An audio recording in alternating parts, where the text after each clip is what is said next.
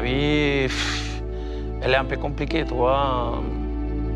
J'attends pour rentrer en prison parce que je suis allé 2 ans en prison. Il faut payer ce que quand tu fais des conneries. Et il faut finir avec ça le plus vite possible. On est ici chez toi, à Marbella. C'est un moment un peu spécial de ta vie. Pourquoi et comment t'es devenu trafiquant de drogue alors que t'étais un joueur de très haut niveau, quoi? C'est pas aussi facile, hein, être joueur de foot. On a la chance de gagner beaucoup d'argent. J'ai gagné peut-être 1 million d'euros à l'année. On ne pense pas qu'un jour, ça va plus rentrer autant d'argent comme quand tu joues au foot. Et dans l'autre business, peut-être en 2 mois, tu gagnes tout ce que tu as gagné en année au foot. Mais tu risques ta vie au foot, tu te lèves à 9 h du matin, tu vas déjeuner, tu t'entraînes 2 heures et voilà. Tu as voulu continuer à garder le train de vie d'un footballeur après ta carrière, c'est ça? Ça, à mon avis, ça, c'est que tous les joueurs qui sont en train de jouer ne comprennent pas. C'est quelque chose qu'il faut vraiment penser maintenant. C'est la première fois que tu racontes ton histoire. Pourquoi avoir attendu jusqu'à aujourd'hui? Parce que maintenant, ça y est, c'est quelque chose qui s'est passé déjà pour moi. Et donc, j'ai plus rien à gâcher. Comment t'es passé de star du foot à trafiquant international de drogue en quelques années?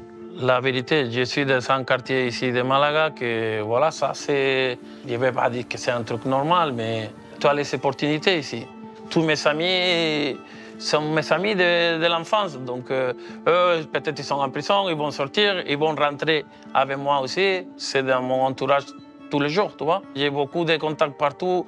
Ce n'est pas quelque chose que j'ai choisi, c'est quelque chose que j'ai trouvé dans ma vie. Je ne suis pas Pablo Escobar non plus, tu vois.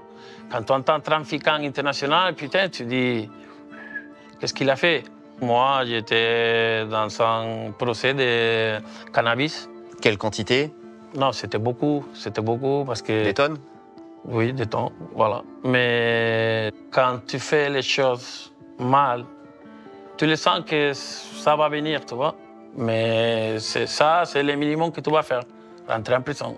Le pire, c'est de se faire tuer. Ah oui, ici, on n'est pas en France. En France, tu peux te faire tuer très rapide. Ici, oui, tu peux te faire tuer, mais j'ai pas peur à ça. Mais voilà, la prison, elle est ouverte pour les gens qui font les cons. Tu risquais 16 ans de prison, tu as été condamné à 6 ans, et tu vas y retourner pour... On ne sait pas combien. J'ai 6 ans de condamne. J'ai jusqu'à 2027. Comment ça s'est passé les 21 mois de prison? Est-ce que tu as joué au foot en prison? Est-ce que ton statut de joueur, ça t'a aidé avec d'autres prisonniers? Je suis rentré en prison à Malaga, donc je connais presque tout le monde.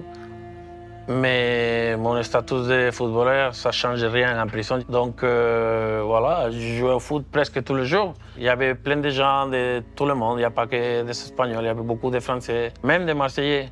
Et il y en avait en prison? Oui, il y en avait tout le temps. J'ai vu plein de maillots de l'OM en prison. Et ils te connaissaient tous? Ils t'ont reconnu? Oui, après, oui, au début, ils me disent je te connais de quelque chose. Je ne sais pas. Et après, quand ils ont vu que j'étais ancien joueur de l'OM, tout ça, voilà.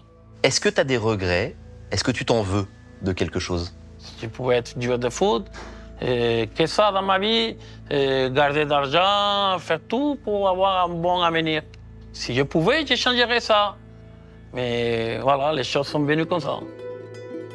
Marseille est aussi connu pour le trafic de drogue. Est-ce que tu l'avais senti à l'époque? Oui, bien sûr. En plus, j'ai fait que des amis aux trafiquants, aux voleurs. À Marseille à l'époque? À Marseille.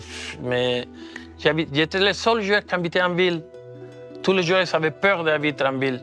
Donc, je ne sais pas si j'ai choisi aussi les mauvais amis à Marseille. Pour moi, c'était les bons. Donc, la justice française t'avait quand même interrogé à l'époque? Putain, plein de fois. Ils pensaient que j'étais racketté ou quoi. Ce qui arrive souvent en France, hein? Oui, mais toi, pas avec moi, parce que je suis quelqu'un normal.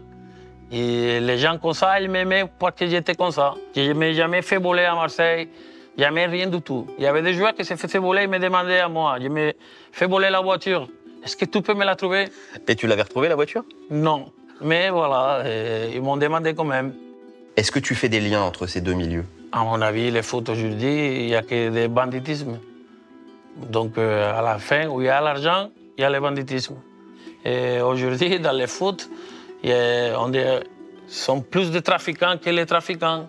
C'est pour ça que je ne suis pas dans le foot. Tu as préféré le milieu du banditisme au milieu du foot? Parce que c'est plus réel, plus vrai. C'est des hommes. Dans le foot, il n'y a pas d'hommes.